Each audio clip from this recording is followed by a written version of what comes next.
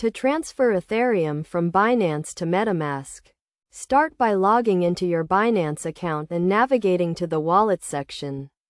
Click on the Fiat and Spot Wallet option. Then search for Ethereum and click on it. Next, click on the Withdraw button and select the Ethereum network. You will need to enter the withdrawal address, which can be found in your Metamask wallet. To find the address, open Metamask and click on the account name. Then select the Copy Address to Clipboard option.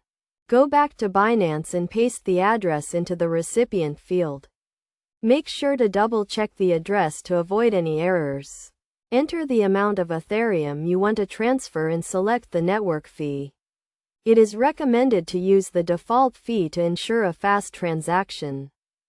Once you have reviewed the transaction details, click on Submit to initiate the transfer. You will receive a confirmation email from Binance to verify the transaction. After verifying the transaction, the Ethereum will be transferred from Binance to your Metamask wallet. It may take a few minutes for the transaction to be processed, depending on the network congestion. To check the status of the transaction, go back to your Metamask wallet and refresh the page.